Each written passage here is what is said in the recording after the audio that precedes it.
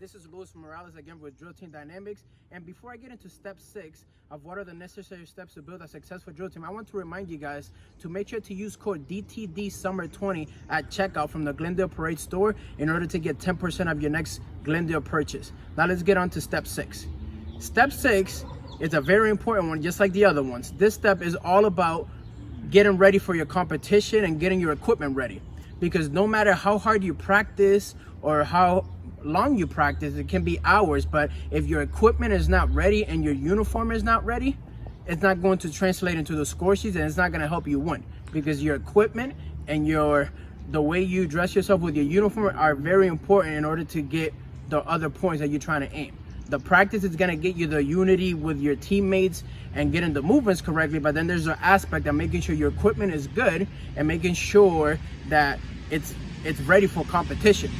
Now, this is a very important step because you should have different people assigned to whatever equipment you may be using. For example, you may not have a full drill meet. And what I mean by that is there may be a drill meet that you may be only competing for color guard, and there may be a drill meet where there may be all the categories. You want to make sure that you have all the equipment ready for that category, whether it is color guard equipment only, berets, bibs that you may be wearing, also known as ascots, depending on what you may be wearing. You want to make sure that everything is ready competition-wise.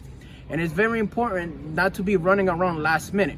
That's why it's very important to make sure you assign somebody on your team, for example, a uniform manager or an equipment manager. And this person is assigned to make sure that the equipment is ready for competition come every single time. That's that person's only job.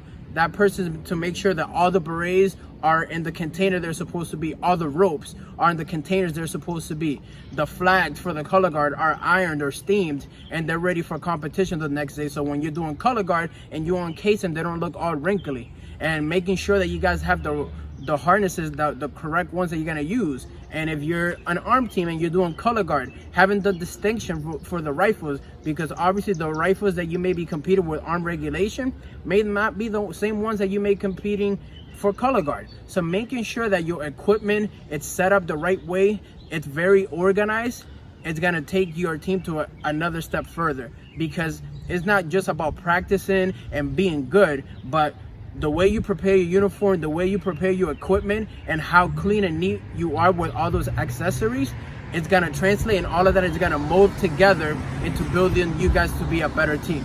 Now that is step 6 of what are the necessary steps to build a successful drill team.